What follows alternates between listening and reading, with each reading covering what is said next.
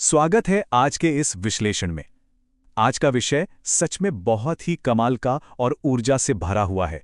शिवाजी महाराज। ये नाम सुनते ही हमारे दिमाग में एकदम से शौर्य, न्याय और एक बेहतरीन सुशासन की तस्वीर उभर आती है ना? आज हम सिर्फ तारीखों या युद्धों की गिनती नहीं करने वाले। हम बात करेंगे उन मूल सिद्धांतों की, उन उसूलों की जिन्होंने असल में इतिहास की धारा को ही पलट कर रख दिया। आसान शब्दों में समझे तो ये वो जीवन मूल्य हैं जो आज के दौर में भी उतने ही सटीक बैठते हैं। तो चलिए बिना देर किए शुरू करते हैं और देखते हैं कि कैसे एक महान सोच ने पूरे स्वराज्य की मजबूत नींव रखी। अब इस छोटे से वाक्य को ही ले लीजिए, शिवाजी महाराज की हिस्ट्री।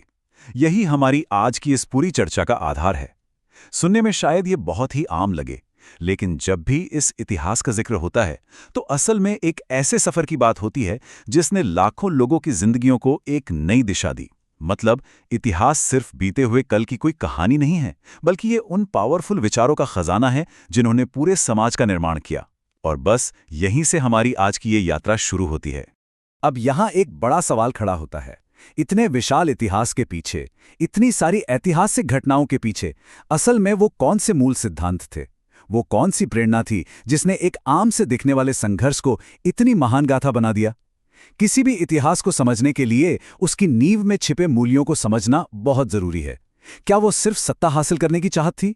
बिल्कुल नहीं। इसके पीछे एक बहुत ही गहरी सोच थी। कुछ ऐसे उसूल थे जो हर एक कदम पर रास्ता दिखा रहे थे। आइए गहराई से समझते हैं कि आखिर वो सिद्धांत थे क्या और उन्हें कैसे लागू किया गया। तो इस विश्लेषण को हम 5 मुख्य हिस्सों में समझेंगे। पहला, शिवाजी महाराज का इतिहास।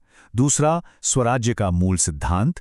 तीसरा, सैन्य रणनीति और साहस। चौथा, न्याय और सुशासन।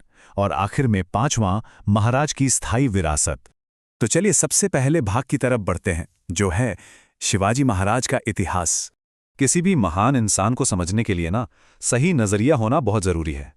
यहाँ इतिहास का मतलब सिर्फ बीती हुई घटनाओं की कोई लिस्ट नहीं है, बल्कि ये गहराई से स्थापित जीवन के उन मूल सिद्धांतों का क्रमिक विकास और निरंतर अभ्यास है। आसान शब्दों में कहे तो महाराज का इतिहास उनके उन उसूलों की कहानी है जिन्हें उन्होंने अपने हर एक फैसले में शामिल किया। मतलब विचार सिर्फ किताबों में बंद नहीं थे, वो लगातार एक्शन में बदल रहे थे। अब आते हैं हमारे दूसरे भाग पर, स्वराज्य का मूल सिद्धांत।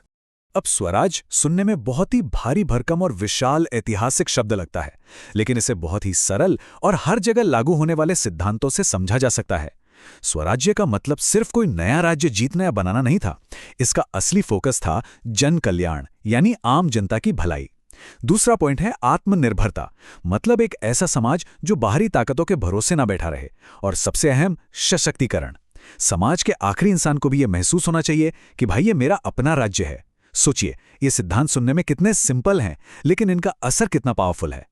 बढ़ते हैं तीसरे भाग की ओर, सैन्य रणनीति और साहस। अब इस टाइमलाइन से विकास का ये फ्लो एकदम साफ हो जाता है। अगर इस पूरे इतिहास को हम दशकों में बांटकर देखें तो पहले दशक में हमें प्रारंभिक साहस देखने को मिलता है। मतलब जब संसाधन ना के बराबर थे तब भी कितने बड़े बड़े लक्ष्य तय किए गए। फिर दूसरे दशक तक आते आते यही साहस रणनीतिक नवाचार यानी स्ट्रैटेजिक इनोवेशन में बदल गया। युद्ध की बिल्कुल नई नीतियां बनी और तीसरे दशक में इन्हीं रणनीतियों ने कमाल की सफलता दिलाई और स्वराज्य के सिद्धांतों को एकदम मजबूती से स्थापित कर दिया। तो ये कोई रातों रात हुआ चमत्कार नहीं था, ये पूरी तरह से एक सोची समझी विकास यात्रा थी। पारंपरिक तरीकों और महाराज के अभिनव यानी इनोवेटिव दृष्टिकोण के बीच का अंतर एकदम साफ है। एक तरफ वो पुराने रटे रटाए तरीके थे जो उस दौर की बड़ी बड़ी सेनाएं इस्तेमाल करती थीं, भारी भरकम सेना, सीधे हमले और ढेरों संसाधन। पर दूसरी तरफ एक बिल्कुल नया और साहस से भरा अप्रोच। यह सिर्फ ताकत या जोर आजमाइश का खेल नहीं था, इसमें गजब की बुद्धिमत्ता थी, अपनी भौगोलिक परिस्थितियों का सही इस्तेमाल था और एक एकदम निडर माइंडसेट था। ये तुलना हमें सिखाती है कि अगर नजरिया सही हो और हौसला बुलंद हो तो किसी भी पारंपरिक ताकत को पछाड़ा जा सकता है। चलिए अब आते हैं चौथे भाग पर, न्याय और सुशासन। ये जो सुशासन के स्तंभ हैं, ये बहुत ही शानदार तरीके से दिखाते हैं कि कैसे बड़े बड़े आदर्शों को आम इंसान की रोजमर्रा की जिंदगी और न्याय में उतार दिया गया। न्याय और समानता, ये महान शब्द सिर्फ कागजों या भाषणों तक सीमित नहीं थे। ऐतिहासिक अनुप्रयोग में देखें तो न्याय का सीधा सा मतलब था हर एक नागरिक के लिए समान अधिकार और एकदम निष्पक्ष सुनवाई, और समानता का मतलब था बिना किसी धर्म या जाति के भेदभाव के चलने वाला एक साफ सुथरा प्रशासन। सच में सुशासन का ये वही मॉडल था जिसने आम जनता का कभी न टूटने वाला भरोसा जीत लिया। अब बात करते हैं हमारे आखिरी यानी 5वें भाग की, महाराज की स्थायी विरासत।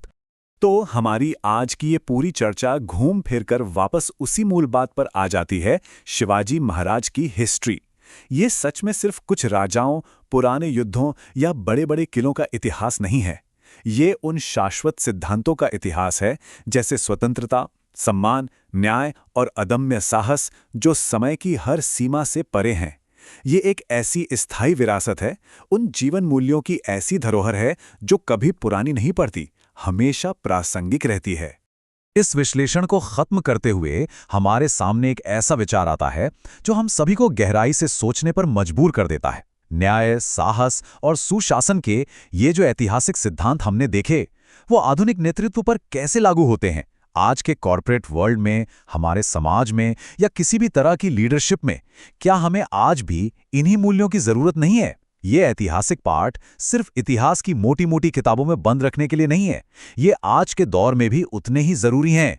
जरा इन सिद्धांतों के बारे में सोचिए और विचार कीजिए कि इन्हें आज की जिंदगी में कैसे उतारा जा सकता है। आज के इस विश्लेषण में शामिल होने के लिए बहुत बहुत धन्यवाद।